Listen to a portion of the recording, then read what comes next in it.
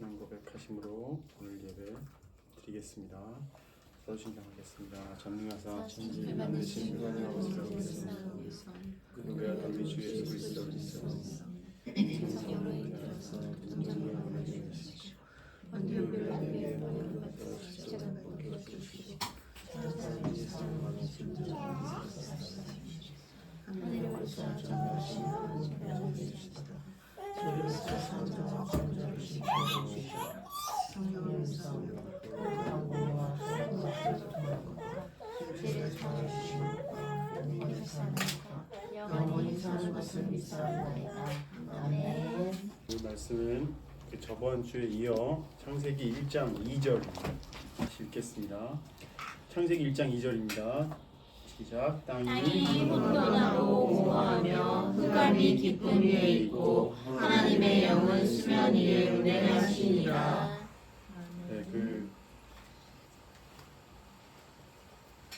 네,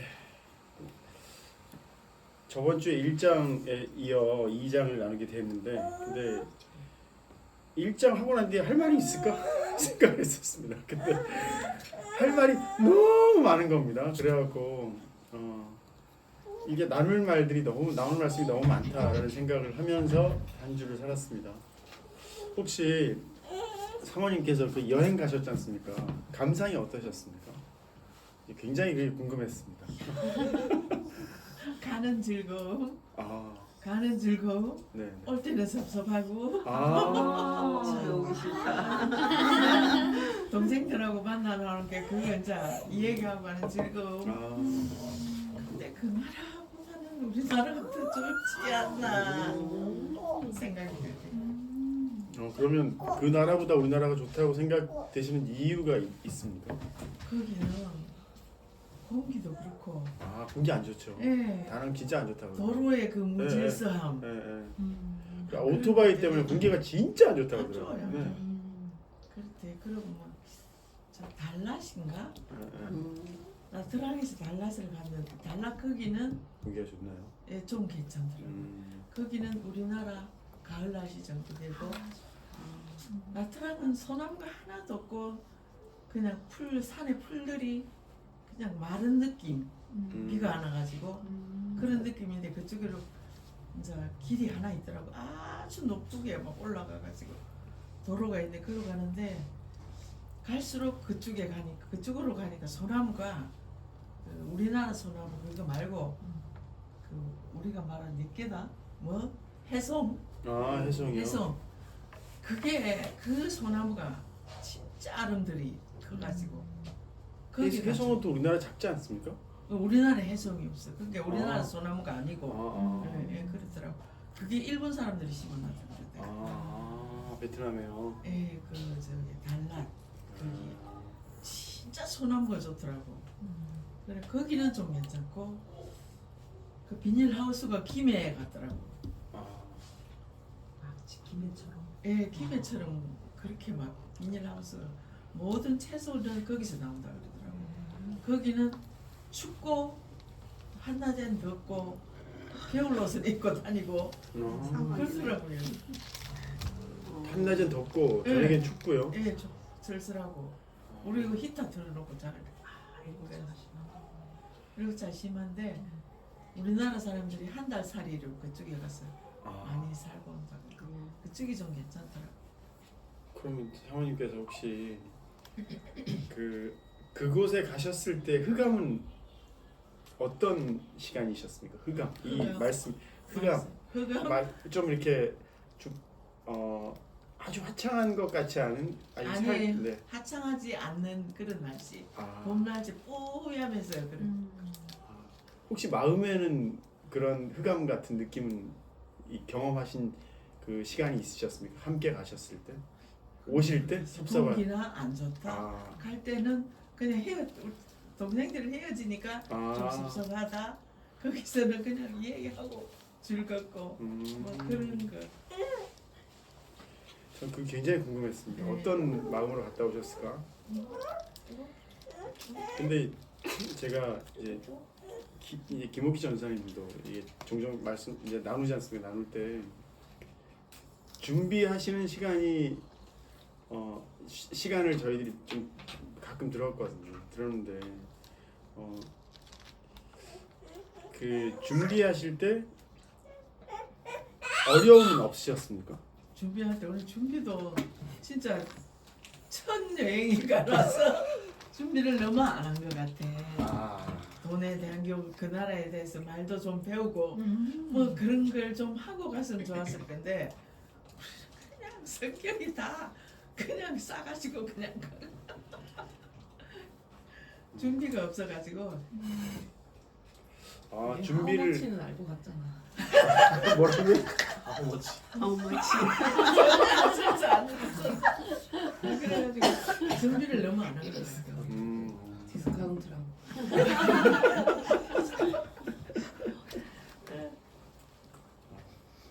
근데 옷 같은 것도 우리나라가 좋지 그거 안 좋아.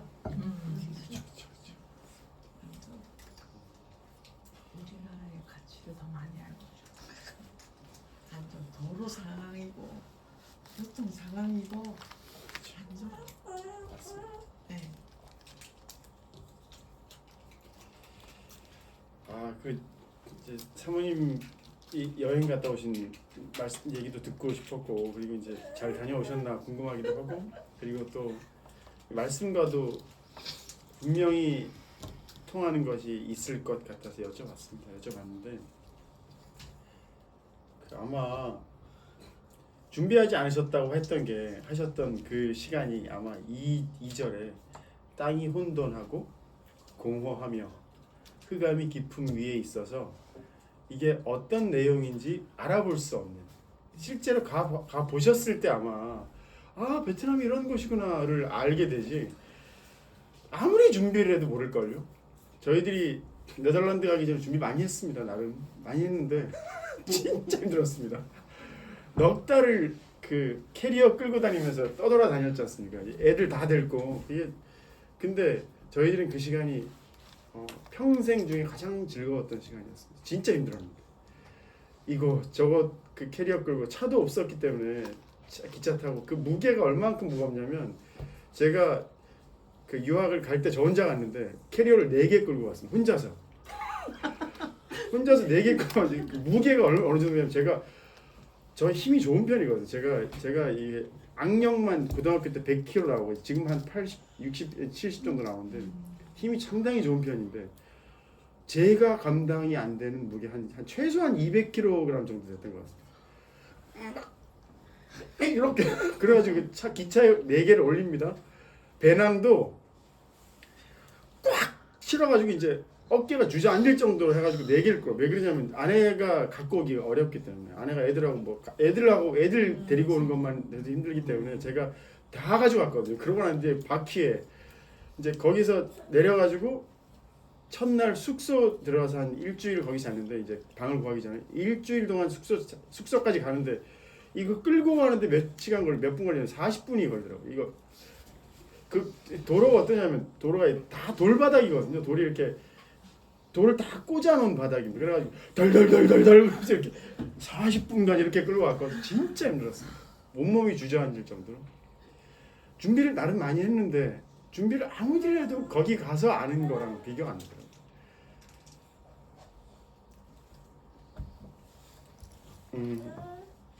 제가 이번 주에 어떤 삶을 살았냐면 이제 사모님께서 사신 삶도 아마 이게 흑암과 하나님께서 수면을 운행하시는 걸 늘 경험하셨던 삶일 겁니다. 일주일이 아마 좋다 하셨을 때도 있으실 거고 이게 뭐지 하셨을 때도 있으실 거고 분명히. 근데 이게 뭐지 하셨을 때가 좋다 하셨을 때랑 상관없지 않거든요. 이게 뭐지가 있어야지 좋다가 반드시 이제 체험되는 건데 일단은 2절 다시 읽어보면 땅이 혼돈하고 공허하며 흑암이 깊음 위에 있고 하나님의 영은 수면 위에 운행하십니다. 자, 여기서 한 개 우리가 꼭 이제 알고 넘어갔으면 좋겠는 게 뭐냐면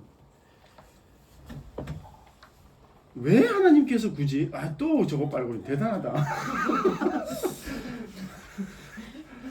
어른들은 먹기 힘든 건데. 자, 한번 그 생각 한번 해보시기 바랍니다. 아버님도 한번 생각해 보십시오. 아버님도 한번 생각해 보십시오.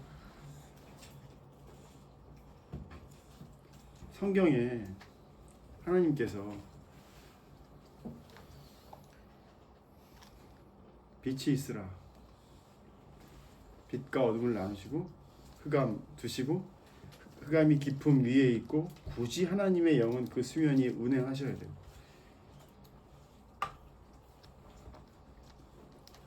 아니 창조하셨을 때 그냥 떡하니 놓으시면 되지 않습니까? 하나님께서 다 하실 수 있는데.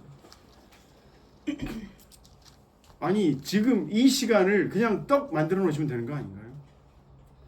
굳이 왜 설명을 다 하십니까? 땅이 혼돈하고 공허하며 흑암이 깊음 위에 있고 게다가 빛과 어둠 또 나누고 그 다음에 그 수많은 과정들을 굳이 왜 두셨을까요? 그냥 있어 하시면 그냥 척 생길 건데 왜 그 수많은 과정들을 두셨을까?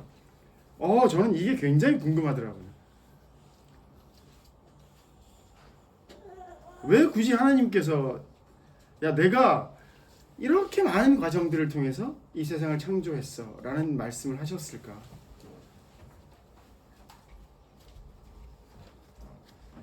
사모님께서 그 여행 가실 때 비행기 타고 가시는 시간이 즐겁기도 하지만 피곤하기도 하고 그리고 가서 계신 곳이 공기가 안 좋아서 싫기도 하지만 좋기도 하고 네 그리고 그 덥고 뭐 더우셨는지 모르겠지만 일단 더운 곳에 계시다가 시원한 곳에 가셨을 때는 또 그 계절 차이 때문에 참 좋고 또 싫기도 하고 그리고 참 좋은 여행을 이제 여행지에 가 계시다가 오실 때는 또 섭섭하기도 하고 그리고 가실 때는 마음이 얼마나 기쁘셨을까 생각이 듭니다. 이 동생들하고 함께 하셨던 시간이 아마 굉장히 가슴이 가득 찬 이런 느낌도 아마 드셨을 것 같고 근데 그 시간이 그 시간만 있는 게 아니라는 얘기입니다. 어떤 시간도 있냐면 섭섭한 시간도 동시에 있는 겁니다. 다시 굳이 하나님께서 왜 이 과정들을 다 말씀하셨을까? 말씀하셨을까가 아니고 왜 과정들을 다 따로 두셨을까가 제일 궁금해졌습니다. 아마 하나님께서는 제가 이건 확신할 수 없습니다. 확신할 수 없는데 이게 그렇다고 할 수가 없습니다. 왜? 사람마다 생각이 다 다를 거고 그리고 제가 느끼는 이 느낌은 집사님 느낌과 또 상당히 다를 거기 때문에 제 느낌을 말씀드리는 겁니다.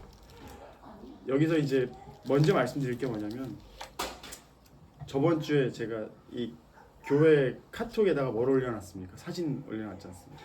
녹음하러 갔었습니다. 합창 녹음하러 갔었습니다. 오케스트라 합창 녹음하러 갔었거든요. 제가 몇 시에 갔냐면 8시 반쯤 출발해서 아니다 9시 반쯤 출발해갖고 11시에 도착해가지고 녹음하는 장소에 12시쯤 넘어서 도착해서 녹음을 시작한 게 7시 반이거든요. 그럼 몇 시간 동안 준비했냐면 7시간을 준비해서 이제 녹음하기 시작한 겁니다. 근데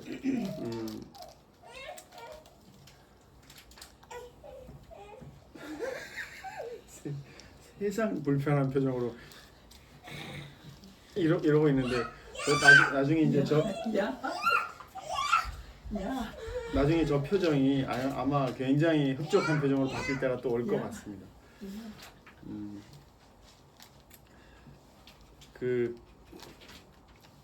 요번에 녹음하신 분들이 생각보다 상당히 잘하시는 분들이거든요. 그래갖고 소리가 참 좋았습니다. 좋았는데 이게 녹음 잘하기가 어렵거든요. 왜 그러냐면 특히 공연할 때 녹음 잘하기 어렵습니다. 왜 그러냐면 지휘자 앞에 큰 마이크들이 많이 들어가 있으면 다 가려갖고 굉장히 이게 동영상 찍기도 어렵고 이게 안 좋거든요. 그래갖고 최소한의 마이크만 올려야 됩니다. 그래갖고 이게 녹음 잘하기가 어렵습니다. 그래갖고 이번 주가 아니고 여름 때쯤에 좀 이제 한가할 때 그때 녹음을 다시 합시다 했었습니다. 근데 이제 그 지휘자님이랑 이제 제가 그 나름 한 15년 정도 아는 분인데 뭐 잘하는 분은 아니고 그냥 아는 분인데 어떻게 녹음하면 좋을까요? 어디서 녹음하면 좋을까요? 저한테 물으시길래 제가 뭐라 그랬냐면 얘기를 나눠보시죠. 왜 얘기를 나눠보시죠라고 얘기했냐면 사람의 귓바퀴 모양이 다 다르답니다. 집사님. 그래갖고 귓바퀴 모양이 다 달라서 똑같은 소리도 다 다르게 듣는답니다. 취향이 다른 이유가 있는 겁니다. 심지어 그 사람의 경험에 따라도 다릅니다. 그 형제 같은 경우에 가장 좋아하는 소리는 MP3일 겁니다. MP3가 어른들이 듣기 안 좋습니다. 어른들이 들은 소리는 뭐냐면 주로 듣는 익숙한 소리는 LP 소리입니다. LP. 그리고 테이프 소리. 테이프 LP 소리가 가장 어릴 때 익숙하게 들었던 소리거든요. 그 소리는 어떤 소리냐면 비교적 따뜻한 소리입니다. 이게 소리가 잡음도 끼어 있고 그래서 어쩔 수 없이 아날로그적인 성향들을 안 끼고 잡음이 끼어 있고 찌직찌직 소리도 나고 이런 소리가. 근데 MP3는 잡음이 없습니다. 없는 대신에 MP3는 가볍게 만들려고 압축한 것이라 소리 들어보면 굉장히 느낌이 차갑습니다. 그리고 이게 굉장히 아주 용량이 적게 만든 MP3는 소리가 어떤 느낌이냐면 이 천이 조밀한 천 같은 느낌이 아니고 구멍이 숭숭 뚫린 천 같은 느낌의 소리입니다. 근데 청년들한테 아이들한테 두 개 소리를 비교해 보라고 이제 들려준답니다. 뭐가 좋으냐 했는데 실제로 훨씬 용량이 많고 아주 촘촘한 소리는 LP 소리에 가깝거든요. 근데 아이들은 뭘 좋아하느냐면 MP3를 좋아한다. 왜? 익숙하기 때문에. 그럼 생각해 보십시오. 귓바퀴 모양도 달라서 듣는 사람 소리가 다 다르고 경험에 따라서 자기가 좋아하는 소리 다 다른 겁니다. 심지어 생각해 보십시오. 사모님께서 해주신 요리를 평생 먹은 자녀들은 딴 요리 늘 맛있을걸요. 당연히. 그 맛이 가장 익숙한 맛인 겁니다. 나중에 찾게 되는 맛이라고 하더라고요. 처음에는 새로운 맛을 보려고 밖에 나간답니다. 근데 나이가 들면 다시 돌아온답니다. 그 입맛을 찾으려고. 똑같잖아요. 그 젊은 시절엔 서울로 가보고 막 사람 많은 곳에 가보다가 나이 들면 나는 고향으로 갈래. 한 사람이 그렇게 많답니다. 그게 자기가 이제 익숙한 곳으로 돌아가는 게 이제 편안하다고 합니다. 그거는 사실 둘째 문제고 일단은 귓바퀴 모양이 다르다는 얘기입니다. 심지어 똑같은 색깔을 봐도 이 홍채 모양이나 이 구성에 따라 색깔도 다르게 본답니다. 어떤 사람은 심지어 색약도 있지 않습니까? 녹색 못 보고 녹색과 적색과 녹색 구분 못하는 사람도 있는 것처럼 심하면 구분 못하고 어떤 사람은 구분이 심하게 잘 돼서 보는 성향도 다르고.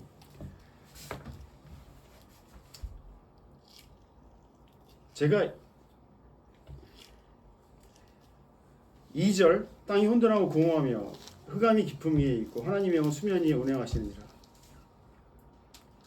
하나님께서 왜 이렇게 사사건건 아주 디테일하게 설명하셨을까라는 이제 생각을 해봅니다. 하나님께서 야 내가 너를 이런 과정을 통해 키우고 있어라는 얘기를 하시는 것 같습니다. 하나님께서 이렇게 하실 수도 있습니다. 진짜 있어! 이대로 있을 건데 굳이 왜? 혼돈하고 공허하며 시간이 지나가야 되고 흑암이 깊음 위에 있는 시간을 또 지나가기에 가야 되고. 제가 어제 뭐 했냐면 7시간 동안 6시간 동안 무슨 강의를 들었냐면 이제 그 전사님하고 같은 강의를 들었습니다. 의미 치료학회라고 좀 있으면 이제 저희들이 함께 할 보호 종료 아동을 저희들이 이제 함께 해야 될 아이들인데 그 보호 종료 아동을 상담하는 학회가 의미 치료학회라고 합니다. 제가 거기서 자격증을 따려고 6시간을 수업 듣고 나니까 몸이 몸살이 날 지경이더라. 너무 힘들어서. 근데 그 이제 강사 선생님이 당신의 고통과 그 고통의 의미를 적어보라고 10줄 정도로 적어보라고 하더라고요. 그래서 적었습니다. 딴 사람들이 다 얘기하는데 저는 뭐라고 적었냐면 딴 사람들이 그냥 말로 다 하더라고요. 저는 적으라고 해서 적었는데 그래서 저는 이제 그걸 적은 걸 올리고 제가 설명을 했거든요. 제가 적었습니다. 제가 적은 걸 잠시만 읽어드리겠습니다. 고통을 적어보고 그 고통의 의미를 적어보라고 했습니다. 그 고통이 뭐냐면 제가 겪었던 고통은 나라는 사람의 존재 가치에 대한 부정이다.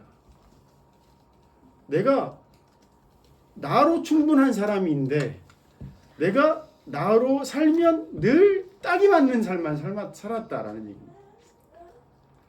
심지어 어머니한테 초등학교 4학년 때 야 엄마 내 중심으로 세상이 돌아가는 것 같아 했을 때 저희 어머니가 했던 말씀이 네가 그러니까 인간이 안 되는 거라. 그래서 제가 이런 얘기는 절대 하면 안 되는구나. 다음부터는 내 중심으로 세상이 돌아가는 것 같아라는 근처의 얘기도 못하는 할 수가 없어. 근데 내 중심으로 세상이 돌아가는 것 같은 건 애들이 다 겪는 일이거든 사실은. 그럴 수밖에 없는 거거든. 둘째가 아빠 내 중심으로 우주가 돌아가는 것 같아 얘기를 하더라고요. 야 얘가 드디어 나의 위치까지 왔구나. 내가 제가 그때 찐빠 좋겠습니까 안 좋겠습니까? 안 좋죠. 다시 얘기해. 뭔데? 기억나? 네가 정확하게 얘기하면 돼. 내가 서 있는 곳이 위에가 우주라는 게 신기하다. 내가 이렇게 서 있는데 위에 바라보면 그 하늘이 우주라는 사실이 신기하다 이렇게 말했다. 심오한 강아지 그런 생각 안 했는데. 아니 근데 사실 저 얘기가 이 말이거든. 네, 그 말이. 이 말이 내 말이거든. 이렇게 해서 보고 그 가는 뜻이 거야. 생각해봐. 너가 있어 우주가 있어. 우주가 네 위에 있다는 얘기는 결국에는 우주 중심에 사실은 네가 서 있다는 얘기이기도 하거든. 그게 정말 내가 했던 얘기랑 네가 했던 얘기랑 비슷하다고. 다르지 않을 가능성이 많다고. 나중에 다르면 또 얘기해 주면 되고. 그건 아니네요. 그건 아니고. 다르다고 다른 말이라고. 아니지만 다르게 말. 오케이 다른 말이라고. 난 그렇게 느꼈다고. 내가 했는 말과 비슷한 것처럼 느껴져서 그렇게 얘기하는 거야. 아무튼 뭐 비슷한 얘기인 것 같긴 합니다. 이제 전 그렇게 따기를 맞은 거예요. 사실 어머니가 네가 그러니까 인간이 안 되는 거라, 네 사람이 안 되는 거라, 네가 그러니까 네가 네 맘대로 사는 거라 이런 식으로 얘기를 들었거든요. 제가 그때 정확하게 기억이 납니다. 초등학교 4학년 때 그 고무다라에서 목욕하고 고무다라에서 따뜻한 물로 해가지고 어머니가 씻기시면서 그 얘기를 제가 들었습니다. 초등학교 4학년 때였습니다. 그 이후로 초등학교 4학년, 5학년 때쯤에 저를 인정해 주셨던 처음 선생님이 계셨는데 이 아이는 우리나라에서 공부하면 안 될 것 같아. 얘는 미국 가면 엄청 잘할 것 같다고 얘기하셨던 선생님이 과학 경시 대회에 나가라 그러셔가지고 전 과학 경시 대회를 처음 나갔죠. 그래가지고 제가 그때도 말씀드렸는데 그 A4지 대각선을 놓고 썼다가 진짜 딱이 맞았거든요. 제가 그 다음 어떻게 다시는 경시대 나가려고 안 했죠. 좀 그래서 시종일관 맞았습니다. 시종일관 맞았는데 게다가 친구들한테 제가 얘기하는데 아무도 취급을 해주지 않는 겁니다. 말이 안 통했던 거예요. 말만 하면 니는 네가 하는 대로 놀아라. 저는 그래서 심지어 뭐라 하냐면 애들이 맨날 공차고 노는 걸 좋아하는데 공차고 노는 걸 안 좋아했거든요. 저는 뭐라 했냐면 좀 다른 놀이를 좋아했습니다. 그래서 제가 이 놀이 하자 그러면 아무도 저를 취급해주지 않고 다 지들끼리 가고 저는 혼자서 집에 가는 거예요. 집에 가서 뭐 했냐면 책 읽고 있었습니다. 제가 제일 좋아했던 놀이가 책 읽는 거고 그 다음에 엄마랑 영화 보는 거, 그 다음에 여자애들이랑 노는 거. 왜? 여자애들은 밖에서 놀지 않더라고요. 늘 안에서 놀았습니다. 사실은 제 주위에는 친구가 없었습니다. 사실은 알고 보면 친구가 없었거든요. 그래서 제가 이렇게 적어놨습니다. 나라는 사람의 존재 가치에 대한 부정 현재 인식된다고. 왜? 그때는 몰랐다고. 내가 딸을 당하고 있구나를 몰랐습니다. 심지어 제 의자에 앞정 깔아놓고 앉힌 놈도 있었고 6개월 지나서 덩어리 된 우유를 먹이는 놈도 있었고 강제로 먹인 건 아니지만 먹어봐라 해서 제가 먹었거든요. 덩어리가 돼서 나와 6개월 지난 우유였습니다. 그게 저는 그때 뭐 그럴 수 있다고 생각했었거든요. 그때 그럴 수 있다고 생각한 것도 이상하지 않나요? 이상했죠. 사실은 지금 생각해보면 그랬습니다. 중학교 때도 친구 없었고 고등학교 때는 비로소 제가 이제 친구가 생겼는데 왜 친구가 생겼냐면 제가 힘이 무지하게 좋아졌었고 운동을 많이 해가지고 그랬더니 제 주위에 사람이 모이더라고요. 왜 모였냐면 저의 보호를 받기 위해서 그런 것 같습니다. 제가 우리 학교 일진이랑 싸우고 제가 이겼거든요. 그래가지고 제가 이거 방송에 나가도 되나? 그때 말씀하셨어요. 그래 이제 밟았다고. 네. 정신 차리고 네, 정신 차리고 보니까 이제 좁혀가지고 엎어져 있어가지고 발로 큰일 났다 해가지고 제가 이렇게 세웠거든요. 이렇게 세워가지고 미안하다. 걔가 먼저 때리고 제가 이렇게 이랬는데 미안하다. 제가 집에 와서 그 다음날 아침까지 노심초사 기도했습니다. 제가 내일 아침에 죽었네. 일진들이 다 와서 우리 반 앞에서 다 기다리고 있겠네. 이런 생각을 했거든요. 진짜 두려워요. 아무튼 그때 최초로 제 주위에 사람이 있었지 저는 친구가 한 명도 없었던 평생을 살고 있었다. 근데 그게 나라는 사람의 존재 가치에 대한 부정을 전 평생 겪었다. 이런 얘기입니다. 고통은 그때는 모르는 고통이었습니다. 왜? 뭔지도 몰랐거든요. 어릴 때는 늘 왕따였고 나와의 대화가 가능한 사람은 사실 한 사람도 경험해 본 적이 없다. 근데 그걸 언제 알았냐면 45살이 돼서 알았다고. 내가 친구가 없었다는 사실을 그때 알았다는 얘기. 알지도 못했다는 얘기. 심지어 난 친구가 없었구나조차를 못 깨달았습니다.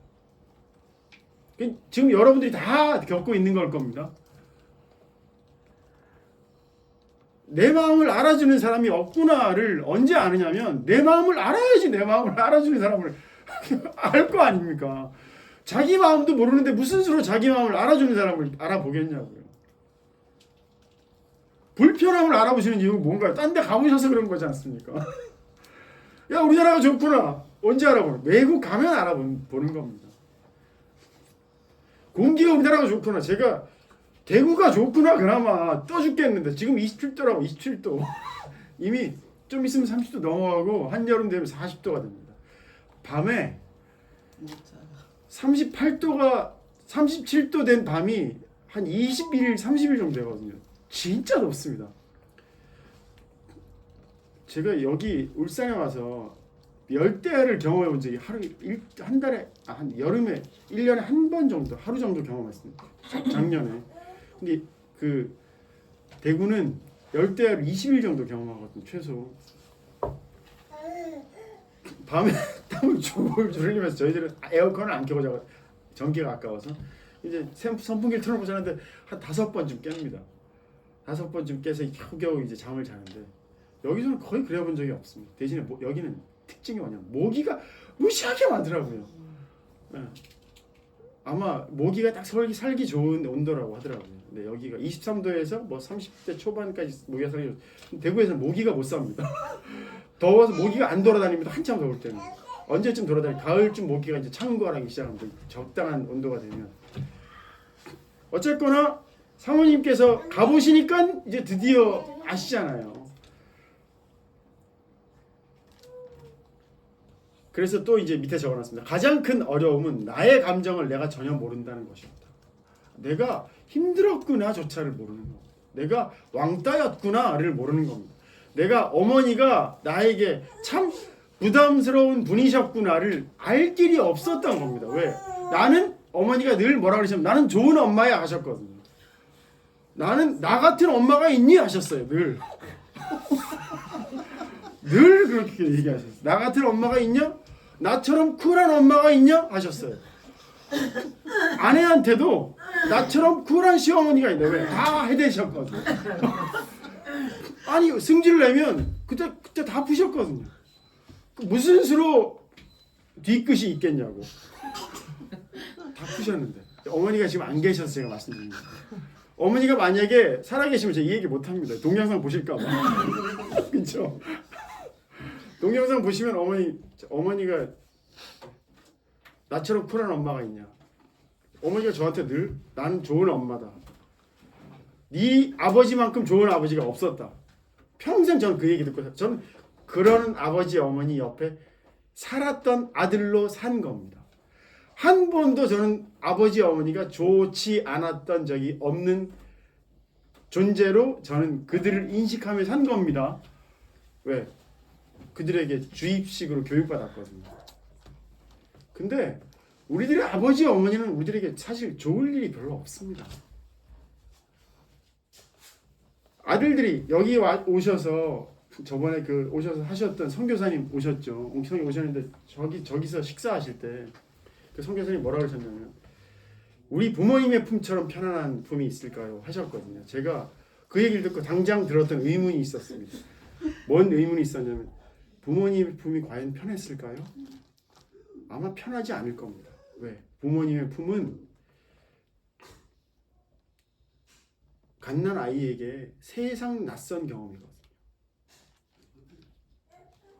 생각해 보십시오. 이게 딱딱한 이 손에 뭐가 그렇게 편할까요? 심지어 아이를 처음 안아본 사람은 그 불안함을 잔뜩 안고 제가 첫째 처음 낳았을 때 목욕을 못 시켰습니다. 무서워서. 혹시 그래가지고 제가 어머니가 시켜주셨어요. 저희 어머니가 정말 잘 시키시더라고요. 근데 제가 둘째 태어났을 때는 촥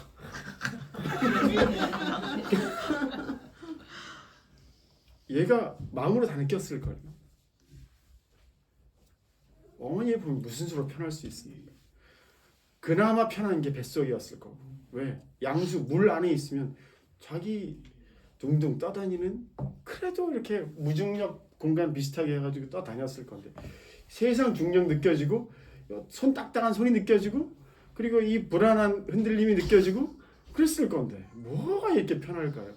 근데 사람들에게는 어머니 품이 편해야 되는 겁니다. 왜? 어머니니까. 그리고 주입식으로 늘 교육받았거든요. 왜 그런 시간을 겪게 하셨을까요? 땅이 혼돈하고 공허하며 흑암이 깊음 위에 있는데 우린 늘 이런 인생을 살고 있습니다. 근데 늘 이런 인생 위에 누가 존재하시느냐면 하나님의 숨이, 하나님의 영이라는 단어가 루아흐랍니다. 숨. 생명이 늘 그 위에 운행하고 계십니다.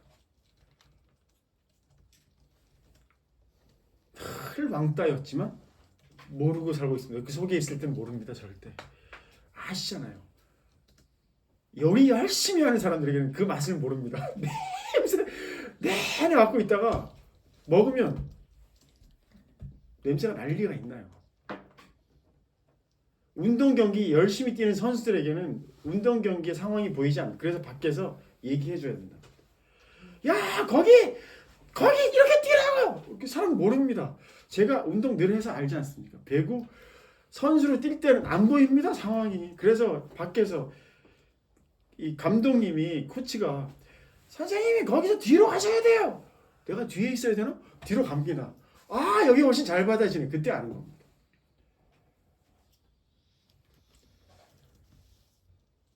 땅이 혼돈하고 공허하며 우리 그 속에 있는데 알 길이 없습니다.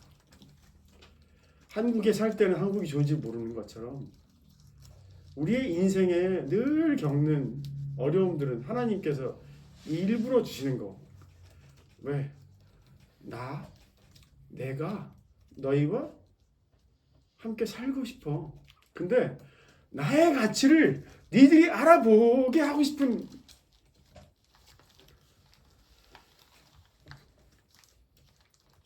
이번 주 아내랑도 나눴고 전사님이랑 나눈 얘기가 있었습니다. 제가 녹음하러 갔다 올 때 10시 반쯤 이제 집에 오기. 몇 시에 집에 왔냐면 12시에 집에 왔습니다. 진짜 피곤했습니다. 8시에 가서 9시, 새벽 6시 반쯤 깨가지고 자정에 딱 집에 온 겁니다. 정말 힘들었거든요. 그때 전사님이랑 통화를 했는데 난 목사를 그만두고 싶을 때가 많다고. 내 말 알아듣는 사람이 없는 것 같다고. 나는 온 마음을 다해서 얘기하는 것 같은데 얘기 다 나누고 다 이렇게 나누고 그분들의 얘기를 들을 때마다 뭔 생각이 드냐면, 아, 내가 나눈 얘기가 대부분 전달이 안 되는구나. 제가 나는 뭘 하고 있을까 생각을 정말 많이 했습니다. 야, 아무도 듣지 않는 것 같은 얘기를 해야 되나? 내가 과연 이 얘기들을 나눌 가치가 있을까? 근데 그만두지 못할 것 같은 이유도 있습니다. 왜? 야, 네가 나를 얘기하게 만들겠다고 하셨던 계획이 너의 입에서 내 얘기를, 진짜 내 마음을, 하나님 당신의 마음을 설명해주고 나눠줄 사람을 50년 동안 키우신 거거든요. 어떻게? 제 그 혼돈하고 공허하며 흑암이 깊음 위에 있었던 시간들을 통해서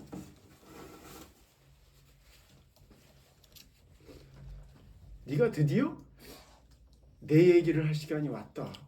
나는 그걸 위해서 널 50년 동안 키워왔는데 그래. 이것 때문에 50년을 날 살게 하셨으면 그만 못 둘 것 같다는 생각이 첫 번째로 들고, 두 번째는 이건 당연한 생각인데 제가 여기서 그만두면 너 이제 가치가 없어. 너 나한테 와. 바로 데려가실 것 같습니다. 댐시 데려가실 것 같다고요. 솔직히 진심으로 그 생각 듭니다.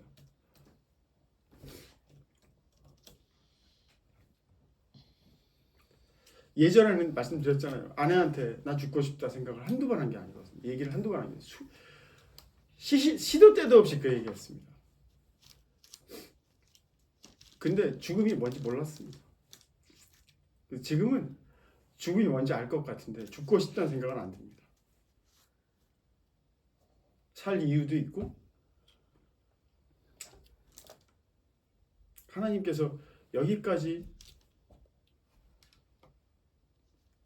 에베네스를 하셨는데, 에베네스를 뜻 아시죠? 여호와께서 여기까지 우리와 함께 하셨다, 우리를 이끄셨다, 뭐 그렇게 하셨는데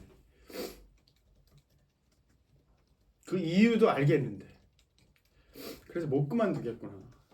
그 생각은 있지만 그만두고 싶다는 생각을 왜 하느냐면 그래 해봐야 똑같은 겁니다. 평생 따당했습니다. 무슨 따? 내가 마음 나눌 사람이 한 사람도 없었구나. 심지어 어머니도 아니고 아무도 없었구나. 근데 그들에게 최선을 다해서 내가 내 마음을 떠들어 댔긴 했었구나. 근데 어느 순간 포기했구나. 왜? 아무도 내 마음을 몰라주는구나. 근데 그 생각은 누구도 하시는 것 같습니까? 하나님께서 하십니다. 네가 내 마음 아니? 몰라요. 50년 살았는데 비로소 이만큼 알 것 같거든요.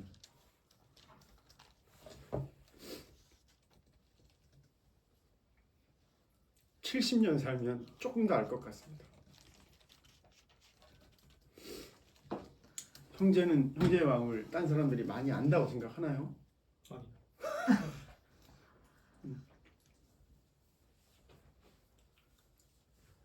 아무도 몰라요.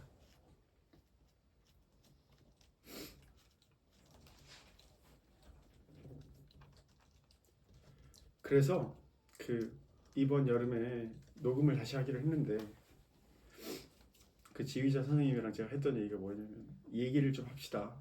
어디서 하면 좋을까요? 어느 교회에서 하면 좋을까요? 뭐 아니면 공연장을 따로 마련할까요? 이렇게 물으시길래 얘기를 좀 했으면 좋겠습니다 했던 이유는 당신의 귀와 내 귀가 다르게 창조됐다. 그래서 당신의 듣는 소리랑 내가 듣는 소리는 완전히 다를 거다. 그럼 그걸 맞춰보는 방법이 딱 하나밖에 없습니다. 얘기하는 방법. 지휘자님이 좋아하시는 소리는 어떤 소리인가요? 근데 언어도 다릅니다. 심지어 느낌도 달라, 듣는 소리도 달라, 언어도 달라, 보는 시각도 달라, 환경도 달라. 그럼 어떻게 맞춰야 되죠? 결국엔 얘기하는 수밖에 없습니다. 근데 그거를 누가 평생 해오셨냐면 우리 인생에 하나님께서 나와 얘기하자 하시는 겁니다. 온몸으로 모든 시간을 통해서 수면 위에 생각해 보십시오. 수면 위에 있다가 막 살려고 발버둥 치다가 수면 위에 입을 딱 내면 하나님께서 호흡을 싹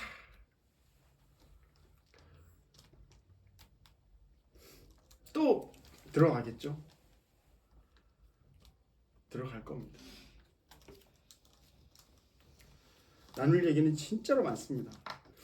저번 주에 태초에 나누고 난 뒤에 이게 더 이상 나눠질까? 근데 한 절 지나가기가 어렵네요. 저번 주에 사실 저는 창세기 1장 하면 몇 주 안에 끝날 줄 알았는데 1절하고 2절하고 끝입니다. 3절은 어떻게 될지 모르지만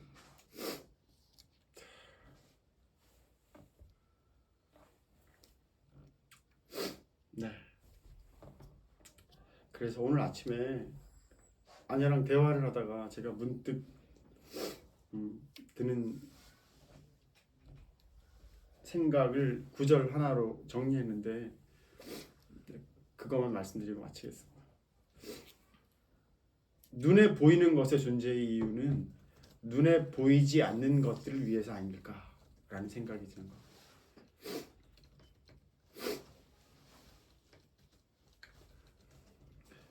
먹는 이유는 눈에 보이지 않는 무엇들을 채우기 위해서 먹는 거고, 하나님께서 우리들에게 이 수많은 사건들과 시간들을 경험하게 하시는 이유는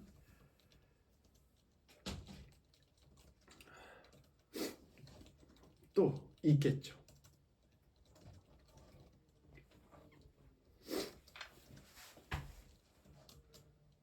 제 이 어린 시절과 이런 시간들을 나눴던 이유는 이 얘기도 잠시 나눠야 될 것 같습니다. 사실은 제가 거의 최초로 꺼리낌 없이 모든 말을 해본 건 아내인 것 같습니다. 그래서 저는 아내가 제게 주신 진짜 큰 축복인 것 같습니다. 저는 어머니한테 무슨 말을 하잖아요. 그럼 늘 기대기 맞을 각오를 해야 됩니다. 따지 맞을 각오를 해야 되거든요. 늘 불안함 속에서 언제 뒤통수를 칠까? 언제 기대기를 맞을까?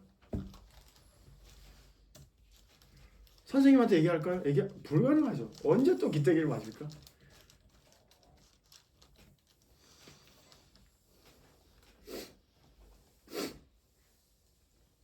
아내는 근데 말이 통하나요? 안 통합니다. 제 말이 모든 게 다 전달이 돼요. 안 됩니다, 절대. 그러나 말할 수 있는 것만 해도 충분히 감사한 시간입니다. 그래서 우리들끼리 얘기 나누자고. 그래서 점심 먹고 시간을 가지는 겁니다. 그냥 하자고 얘기해서 내 얘기 들어줘 하시는 시간들을 우리 마련하자는 얘기입니다. 내 얘기 들어줘. 모든 시간이 다 이유 있을 겁니다. 절대 아마 자기가 보기에 자기에게 수치스러운 시간도 절대 이유 없지 않습니다. 이유 있을 겁니다. 아버지 어머니와의 시간이 좋았어야 됩니다. 왜? 자기가 존재하는 근거니까. 근데 나쁠 이유도 많습니다. 근데 그 얘기를 못 꺼냅니다.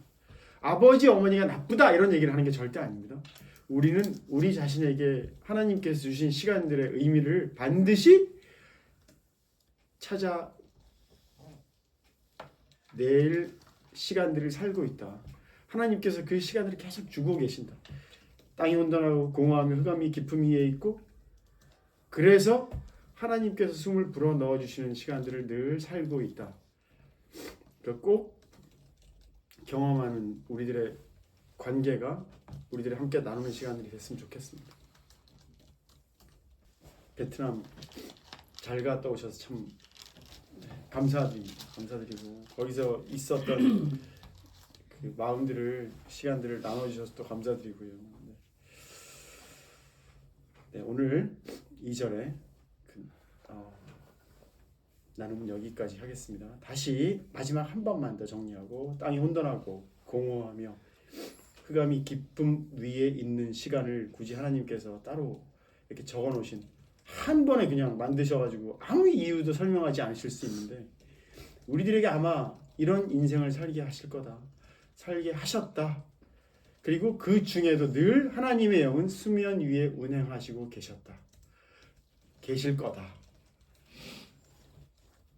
예나 지금이나 늘 그렇게 하고 계셨다. 그 얘기를 나누고 싶었습니다. 우리들의 인생의 의미가 분명히 찾아지게 하실 거다. 그걸 나누고자 2절을 함께 이제 나눠봤습니다. 주기도문 하시므로, 주기도문하고 축도 하시므로 오늘 예배 마치도록 하겠습니다. 하늘에 계신 우리 아버지여, 이름이 거룩히 여김을 드시오며 나라가 임하시며 뜻이 하늘에서 이루어진 것 같이 땅에서 이루어집니다. 오늘 우리에게 일용할 양식을 주시옵고, 우리의 죄의 인정을 사하여 주실 것이 우리 죄를 사하여 주시옵고, 우리의 시험에 들게 하지 마시옵고 다만 하늘에서 구하시옵소서.